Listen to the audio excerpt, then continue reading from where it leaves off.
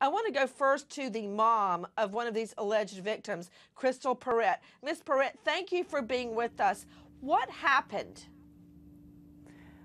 The beginning was just to take in for a routine checkup, and from there is when it just went down.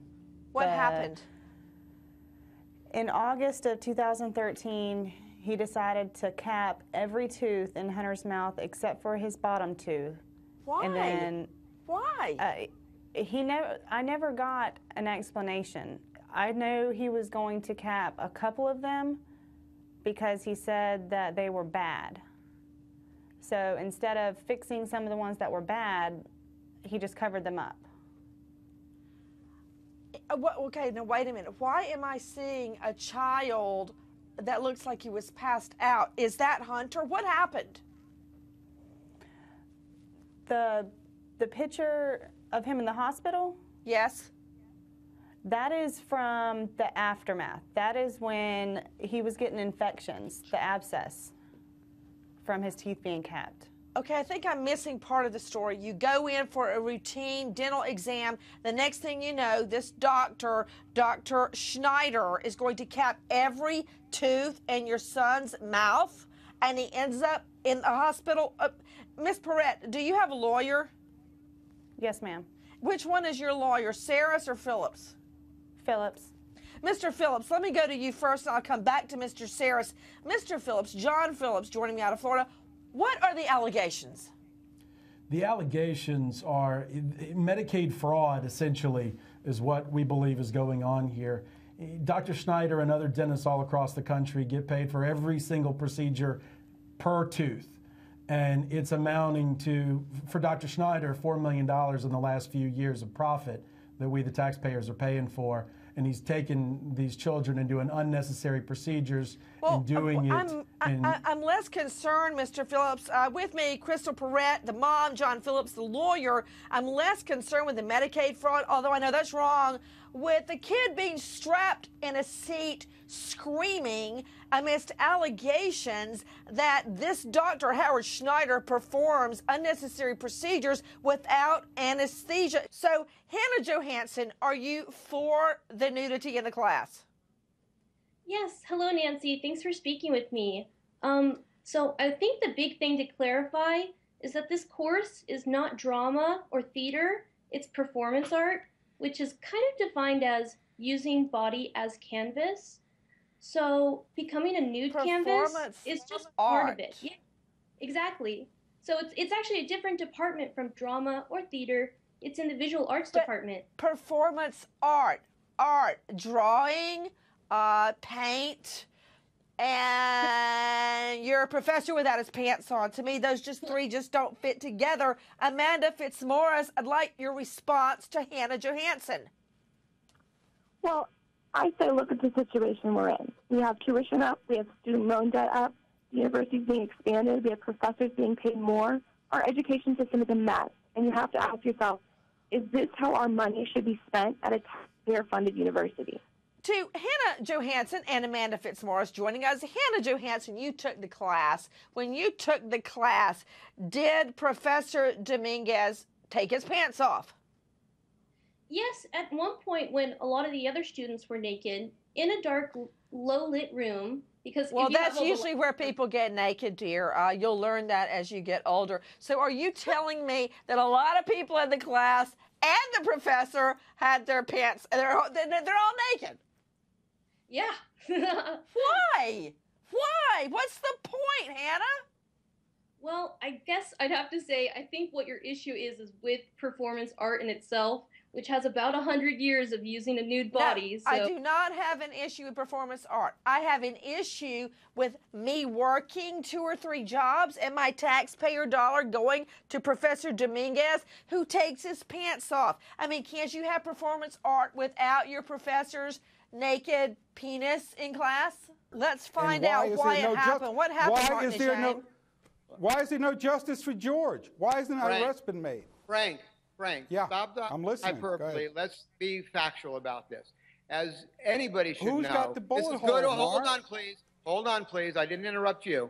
So all we're asking for is in fact, is the truth. If somebody, in fact, brandishes a weapon at somebody else, that's enough to go ahead and shoot. That's a misdemeanor. You don't wait for them to fire first. You don't wait for them to roll down the, hold on. You don't wait for them to roll down the window and possibly take a bullet to the head. If somebody pulls a weapon on you, you have every right under every state's law for self-defense. And that's what we've got there. That's exactly what we have. What does your guy, Frank Apperson, say happened? And give it to me in a nutshell so that I can understand what led to the shooting. Very simply.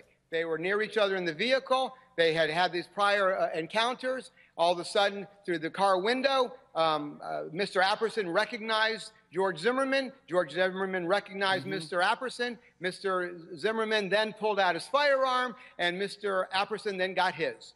And so, okay, Taffy, who am I supposed to believe? Apperson with no history or Zimmerman with a history as long as my right arm of gun offenses, including shooting Trayvon Martin dead? Who do you think you should believe?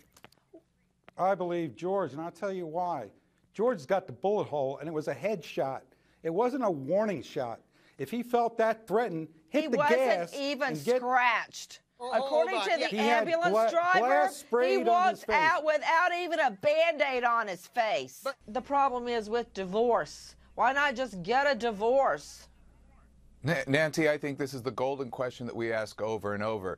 But let's look at the man's role here, that he was in extreme shame, that he lived a life of shame in this megachurch, that all he wanted to do was to have... Shame? What?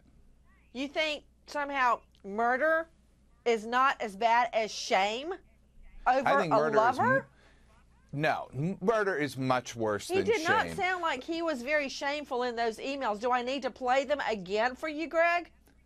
No, but go back and look at that he's a repressed gay man, and that he lived in a mega church in a life that he did not want to give up. I'm not excusing this guy. I'm saying that he was deeply sick and pathological, and that would make me believe that he just acted out of insecurity in taking his wife's life. I don't think it's a good one. I think the only noble and courageous thing would be to divorce.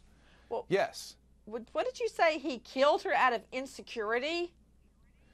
Not just a little insecurity like you and I have going to a party. No, this is something deep shame, because he lives in a world that hates gays, and he's a part of that world, so he hates himself. So all he wants to do then is take out his hatred on something else. Unfortunately, his wife was the victim. Okay, I'm not understanding something. This is a deeply sick man. I'm not understanding something. Nobody in that church, nobody in the media cares if he is gay or straight. Nobody cares. So why not just say, I'm getting a divorce? Why not just Nancy, a divorce? BS. I don't believe for a second that nobody cares he's gay or straight. Even his wife gave him an ultimatum. What exactly went down at that Arco, Tammy? Again, this happened around 8:30 Monday morning in broad daylight. And surveillance video shows a woman getting out of a silver two-door car. Witnesses there on the scene said that she was calling out for help and that she looked distressed, that her face was swollen. It looked like she was just got into a fight. And the suspect who was inside the store had just paid for some merchandise. It looked like he purchased a soda.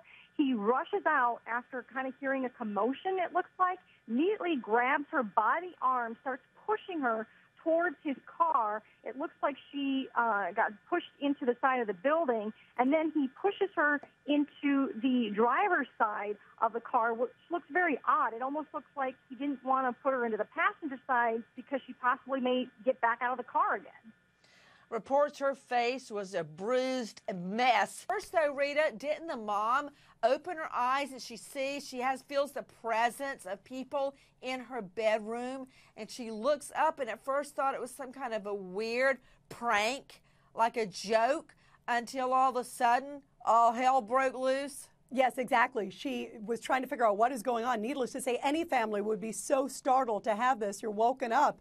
And she was trying to figure out what was happening, was disoriented.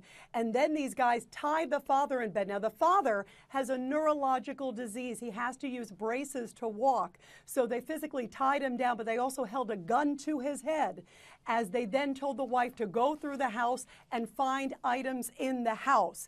Also, at the same time, the daughter came out. She's a 26-year-old daughter, Nancy. She came out and tried to give her wallet to the men, hoping that that would be enough. And that was only the beginning of their 2-hour horrific nightmare. Everyone, you're seeing shots of the family and their home. There you go. Those are the victims in this case.